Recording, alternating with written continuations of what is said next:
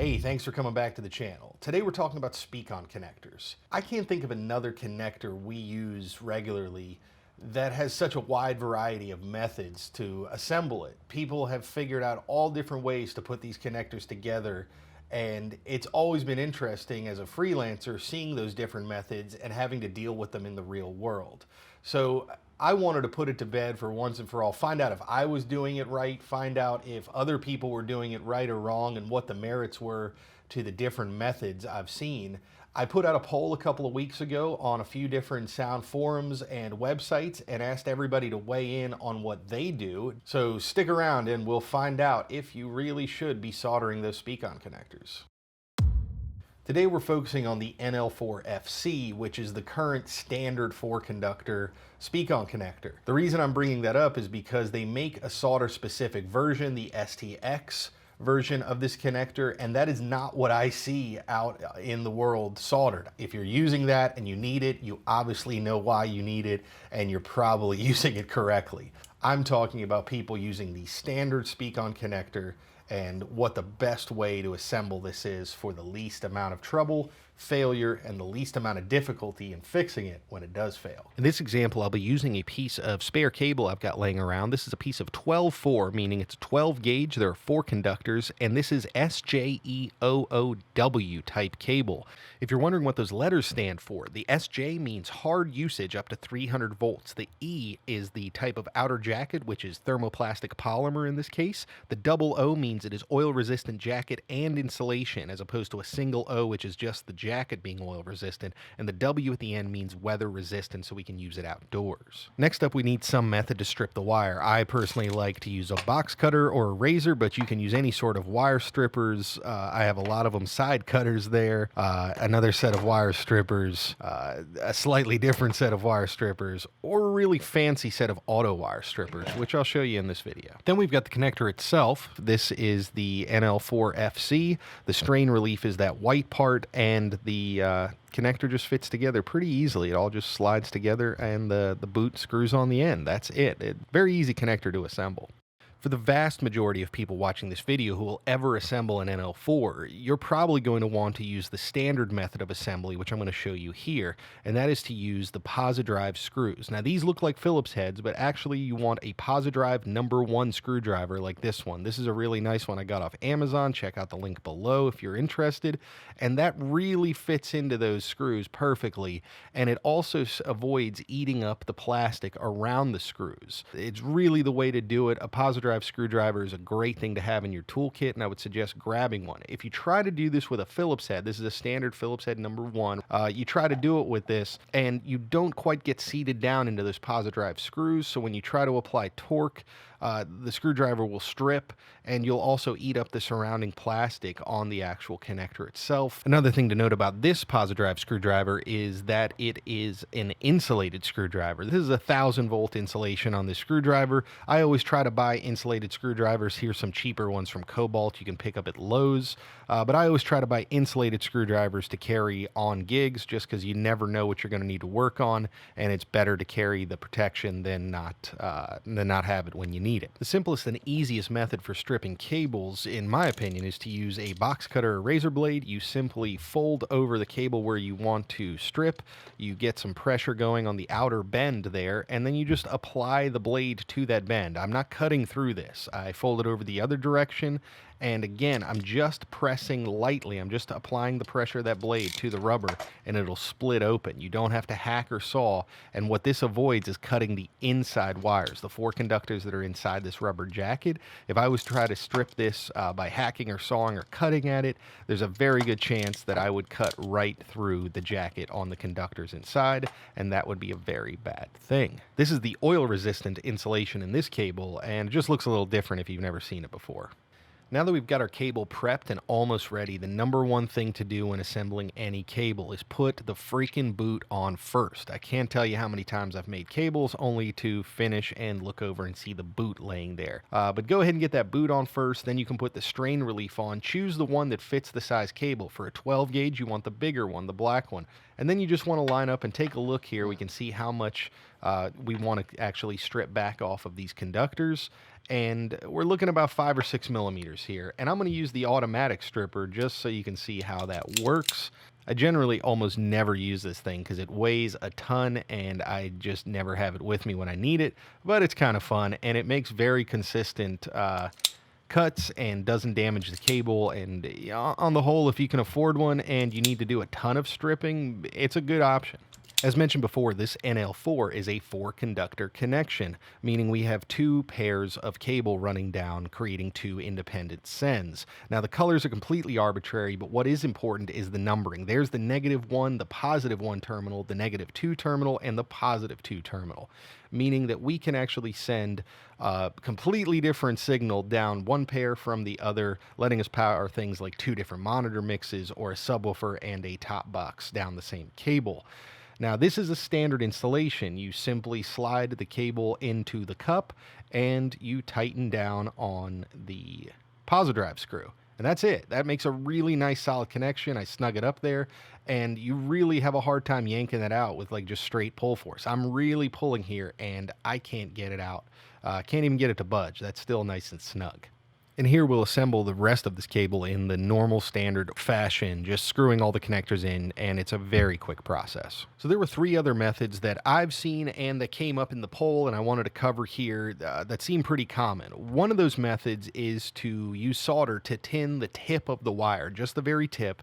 And the idea behind that, I think, is that when you put it in and tighten down the screw on the bare wire, that the soldered chunk on the very tip will hold that wire in place better because it's trapped behind the screw. So we'll see how that works out. The other option is to tin the entire wire that's exposed, not just the tip. So tin that entire exposed surface and then put it in and use the screw as normal. And then another option I've seen quite a bit of is just taking out the little friction plate and the screw and just soldering directly to the cup itself. So we're going to give those a shot and see how that holds up here. If you like these videos and you want to help support the channel, just follow the affiliate links below. I try to link everything that I talk about gear-wise in the videos and anything you might see me using. I try to link down there so you don't have to ask what it is and where I got it. And just following those links really helps a lot. So thanks so much for doing that. It's a huge help.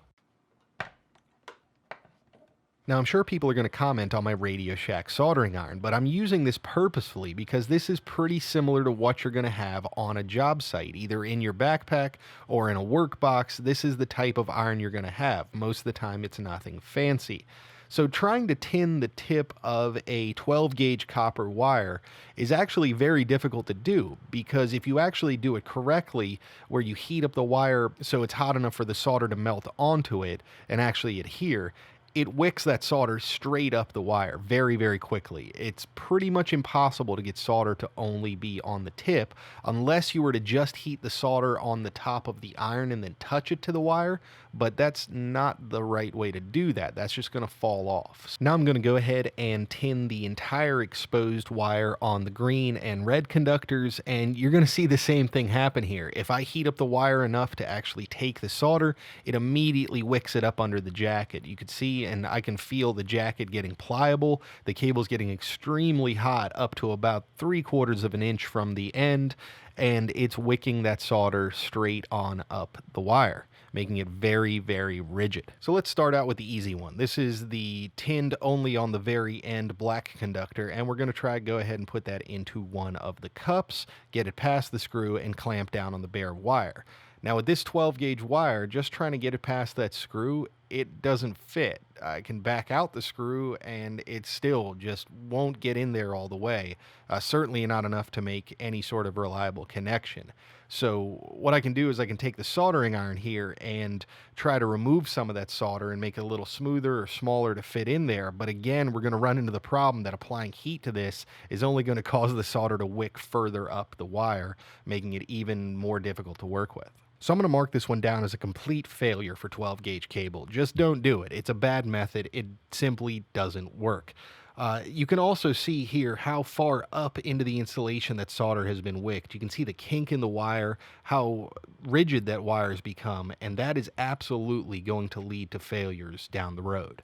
I briefly attempted to get the next fully tinned wire into one of these cups, and that also was a complete failure. So I'm going to go ahead and skip ahead. I'm just going to skip those. Tinning the wires and using the screw and friction plate are just not the right thing to do. It simply doesn't work. With 12 gauge cable, it just doesn't fit, and with any other gauge cable, it's a poor method. So let's go ahead and try to just solder directly to the cup, which is what the manufacturer suggests if you're using 10 gauge cable, and what you can do with their other STX models that are designed to be soldered. So let's jump right ahead to that. Now, the biggest issue we're going to face here when soldering, again, is going to be the heat issue.